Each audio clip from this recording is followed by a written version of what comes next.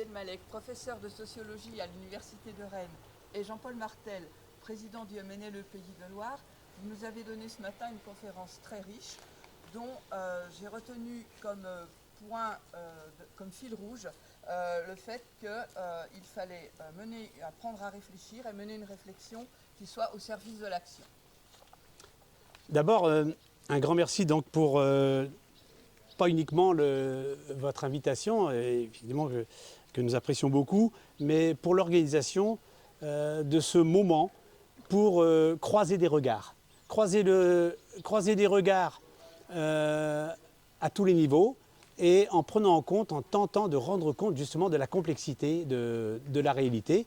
Et je dirais pour ma part en préambule qu'il s'agit de mettre son intelligence non seulement au service de la connaissance, et comme on dit en épistémologie, la connaissance, le savoir, les théories, la science, et même tous les paradigmes et les concepts qui sont élaborés et définis, sont au service justement de la compréhension, de l'interprétation et de l'explication de cette fameuse complexité. Et pour ce faire, donc, on définit des termes, on mobilise des théories, des concepts, et donc c'est vraiment le caractère heuristique de la recherche et de la science. Mais pour moi, penser pour comprendre n'est pas suffisant, loin s'en faut.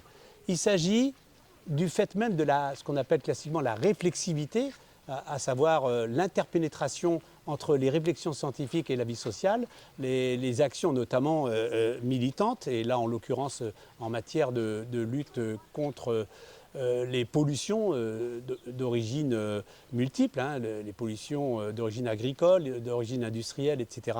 Eh bien, il s'agit de penser non seulement pour comprendre, mais aussi de penser pour tenter d'agir et d'avoir une action sur cette réalité au regard de l'intérêt général, etc. Et donc, prenons un exemple, celui de la biodiversité. Comment, sociologiquement, définir ce terme qui est très chargé et qui renvoie, me semble-t-il, à des controverses sociales. Alors, pour ma part, je pense que le concept de biodiversité renvoie à la notion de fait social total. C'est-à-dire qu'en parlant de biodiversité, ça engage l'intégralité des sphères de la vie sociale.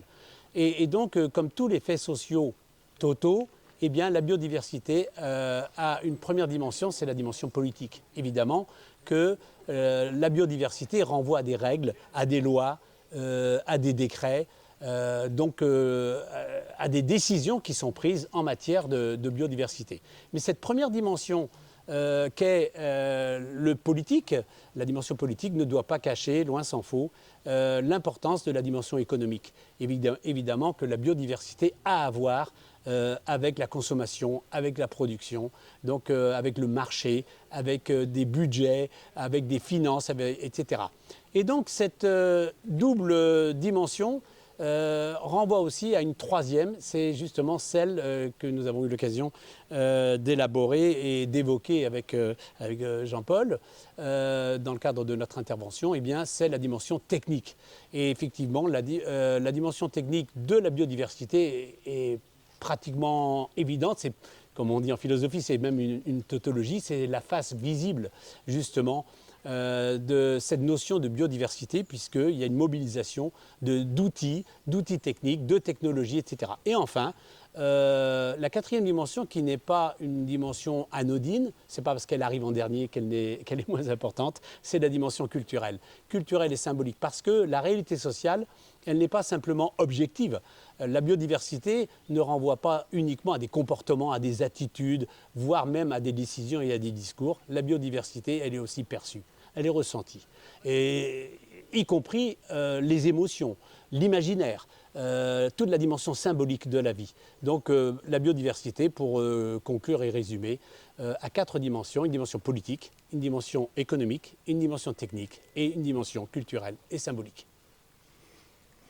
Alors pour le MNLE Pays de la Loire, donner aux vivants une priorité aujourd'hui suppose plusieurs choses. Réfléchir pour agir, et agir et réfléchir avec d'autres. Donc c'est un ensemble.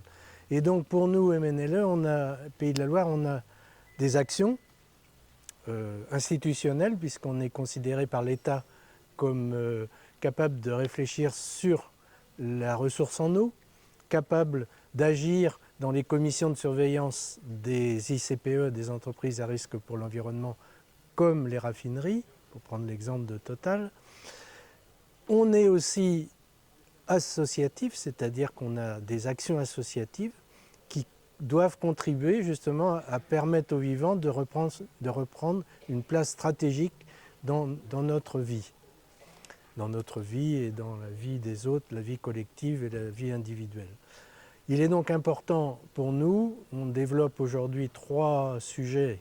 Un, on est ambassadeur de la coopérative Scopti avec un stock important à Nantes, ce qui nous permet de diffuser en circuit court les produits, les 50 et quelques produits, et d'avoir des contacts avec d'autres, c'est-à-dire de rencontrer des gens qu'on ne verrait pas autrement.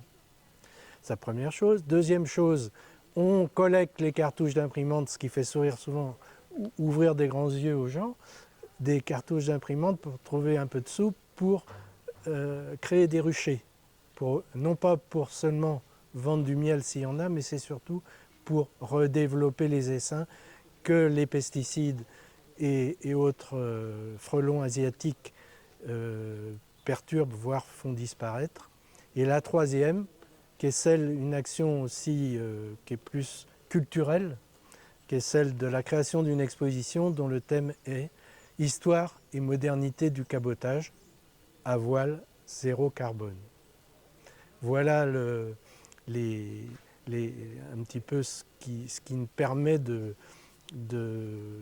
avec Ali, à travers des choses concrètes et puis d'une réflexion plus générale, plus universitaire, et puis pour un peu aider à l'action, il faut vraiment aussi aller au-devant des autres, dans les collectifs, dans les associations, écouter des gens. Aujourd'hui, en Pays de la Loire, à Nantes, des associations, des collectifs nous appellent « Est-ce que vous pouvez nous aider pour lutter contre des choix qui sont contraires à l'intérêt général dans notre quartier ?»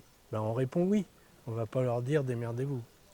Et donc, d'un mot pour conclure, je crois que la formule « penser en agissant », agir en pensant, voilà, peut finalement résumer un petit peu à la fois la philosophie et l'idée générale de notre modeste intervention donc, ce matin même, et en même temps l'action du MNLE, Pays de Loire, mais aussi plus largement du MNLE, du Mouvement national de lutte pour l'environnement.